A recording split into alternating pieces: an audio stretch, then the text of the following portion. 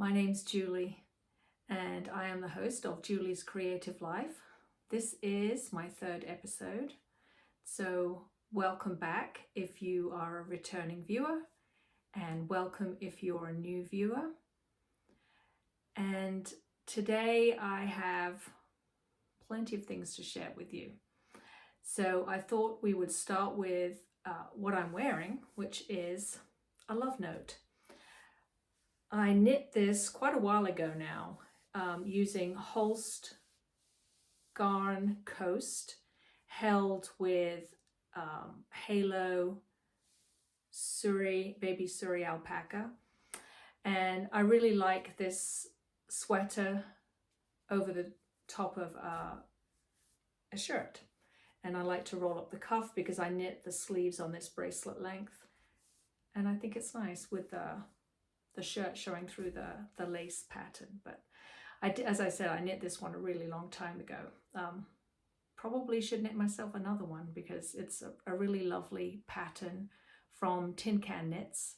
And again, it's the love note. So that's what I'm wearing today. I have a half finished object.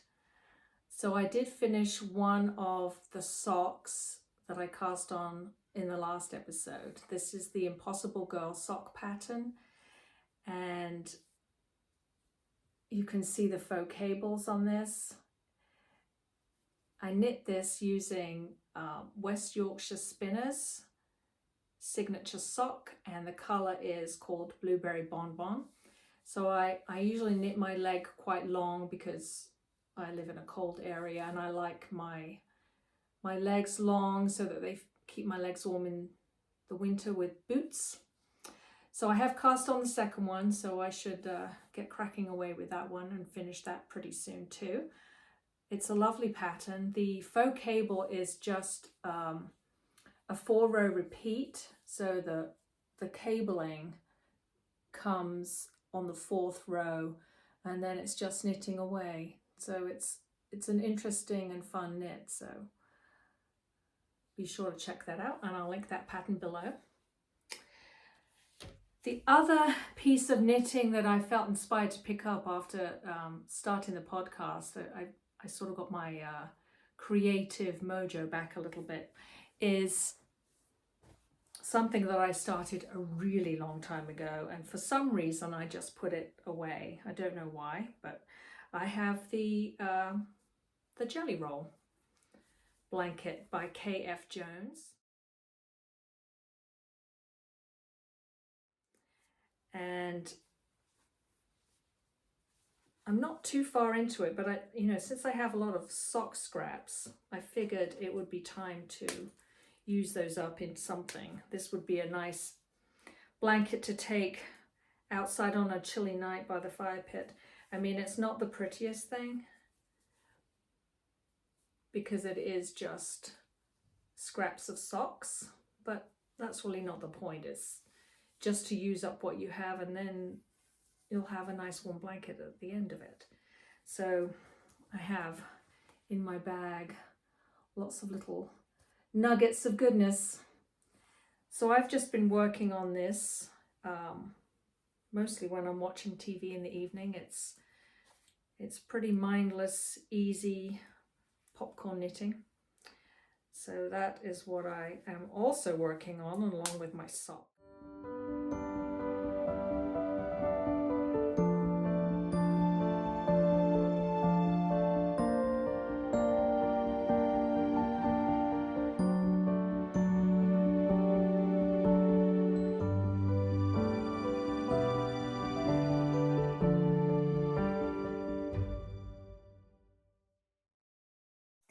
I wanted to talk to you a little bit about another craft that I enjoy, and I'm fairly new to it. I've only been doing this for probably a year and a half, and haven't got too many projects to show for it, but I started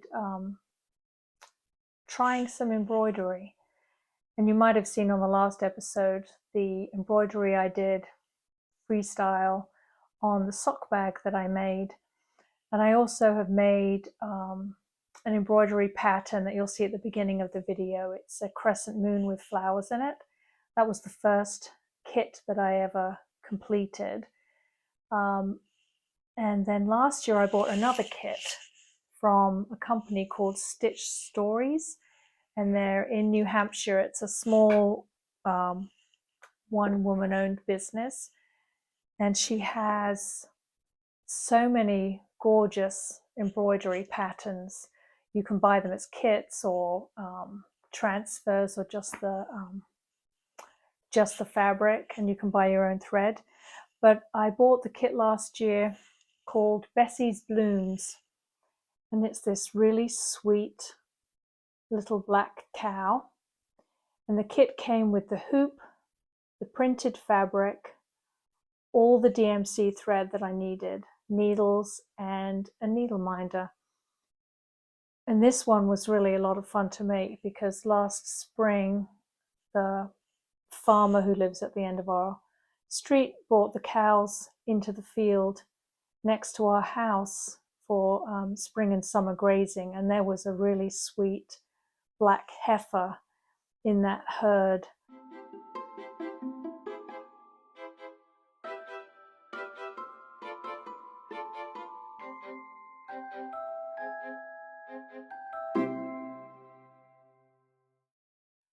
And so as I was stitching this, it was making a nice memory of that time when the cows were right next door. But if you can see, it's just lots of very simple stitches, but when you put them all together, it's very effective.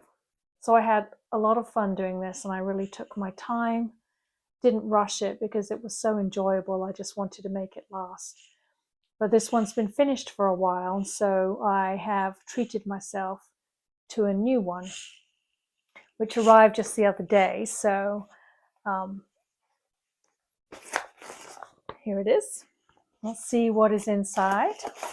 So when you order a kit from Debbie, you get an embroidery hoop,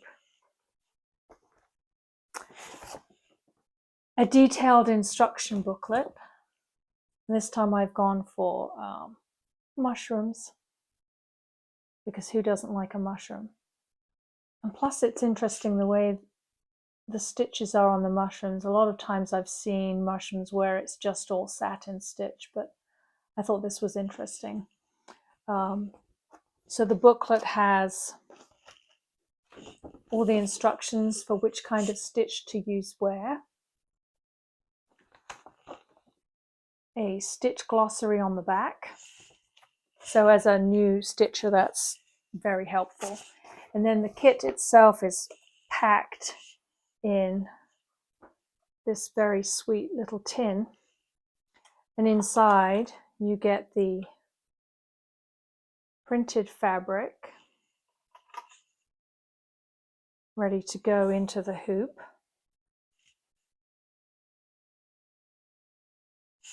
You get needles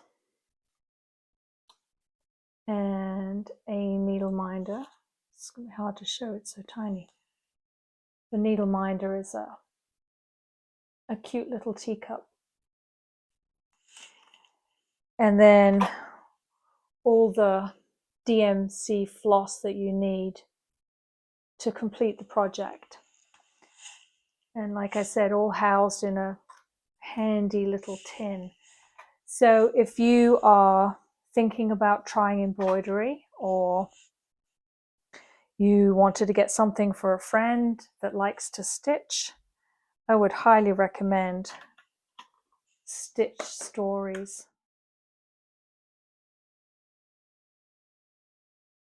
And my non-knitting is, as I shared with you a little bit earlier, is my embroidery. And I haven't got too far with it, and I've started doing the straight stitching on the little pine needles on the forest floor. But this is a lot of fun to make. And the reason that I haven't done much of that is because there's been a project happening in the house, and I'll share that with you now. So one of our big projects this winter is to paint the kitchen cabinets. When we moved in, they were just the standard oak cabinets that you can get from Lowe's and Home Depot, very stuck in the 80s, which is when this kitchen was built. So the plan is to paint them a very pale grey. It's called Repose Grey from Sherwin-Williams. And we already did an experiment with cabinet paint and painted the island a very dark charcoal blue just to see how that looked and if we liked it. And we do. So now it's time to tackle the cabinets. So all the doors have been removed and there's a production line going on in the basement for sanding and washing. And we can paint the face frames, obviously in situ in the kitchen, and then put the doors back on. So we're pretty excited about this project. So I'm going to turn you around so you can see what the island looks like. So here's our island, painted a dark blue, which complements the color of the countertop. So I think that looks pretty good, but I don't want my cabinets to be blue. I wanted a contrast, which is why we're going with the Repose Grey. And as you can see, with the lower cabinet doors, everything is kind of an orangey oak color, which I'm not particularly fond of. So the easy option is to paint them. It's a lot less expensive than putting in a brand new kitchen.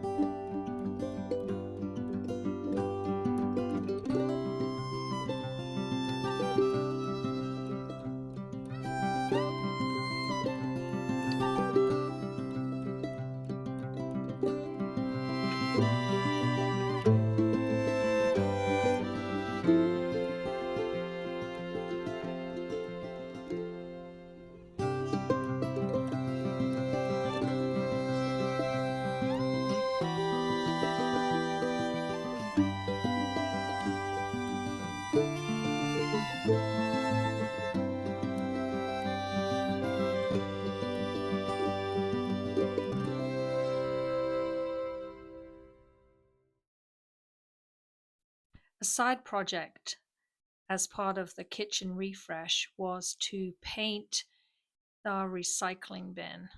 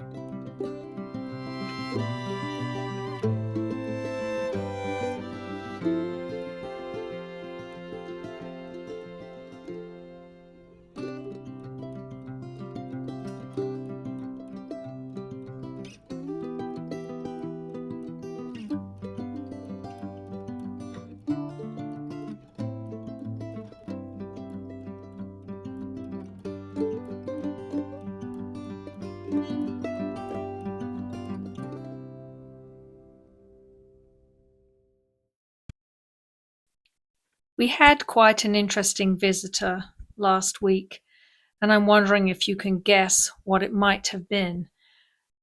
The boot prints are my prints, and the animal tracks are the mystery visitor.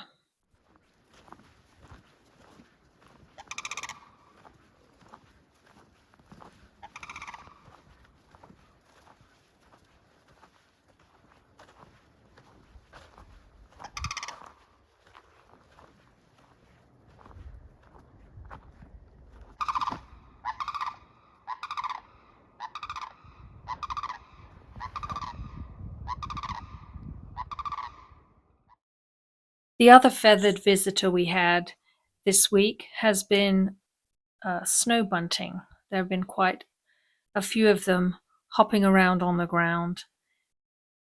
The snow started to melt and they've now moved on to the Arctic. And now back to painting kitchen cabinets. So my husband's using the roller here. Again, this gives a nice smooth finish to the cabinet paint. So we'll start with the back sides of the cabinet doors, let those dry for 24 to 48 hours, flip them over, and then do the front sides. And now for the grand reveal. All the cabinet doors have been put back in place and the kitchen is finished.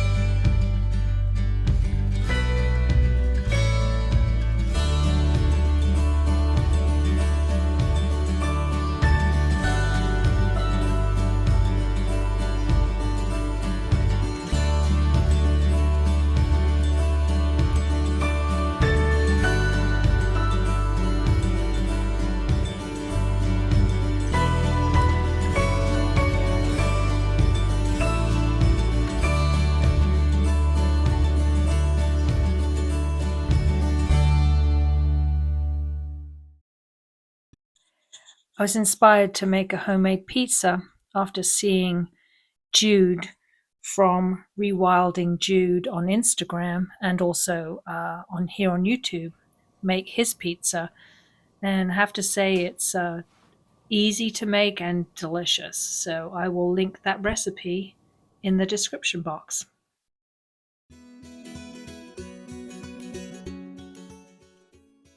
The weather a little further south was gorgeous earlier in the week, so we decided to take Jim and take a little road trip and get some warmth into our bones and some sunshine on our faces.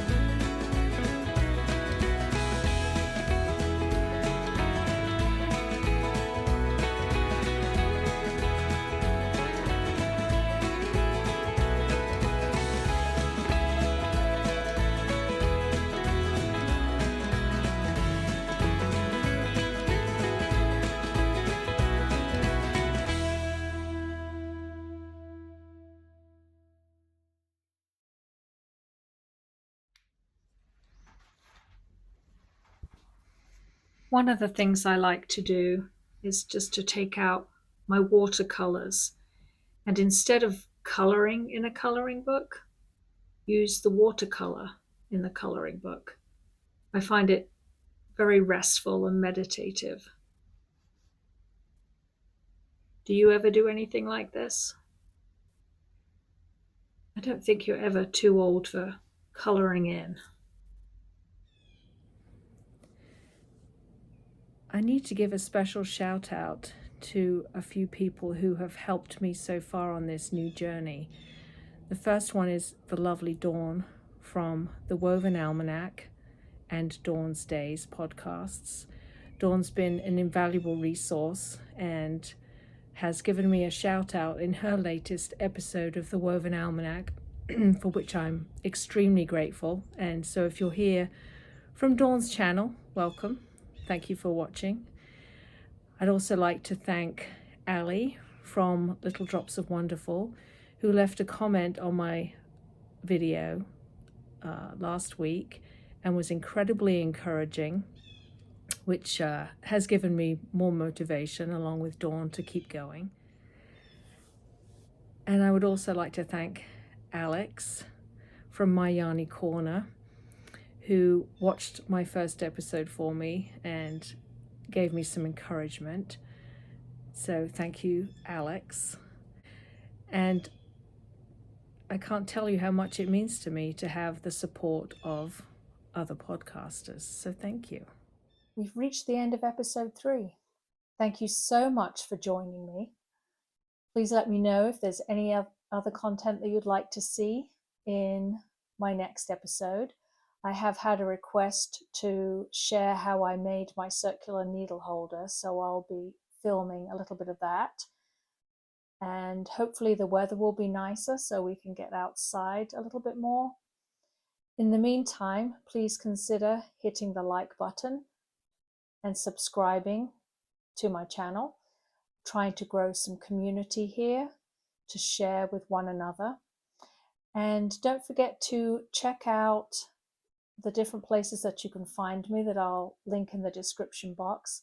I do have a group set up on Ravelry now and also a Discord server. And you can also find me on Instagram as Little Red Farmhouse Makes. And all that information is down below, along with anything that I've mentioned today. So until next time, happy crafting, and I'll see you soon. Bye.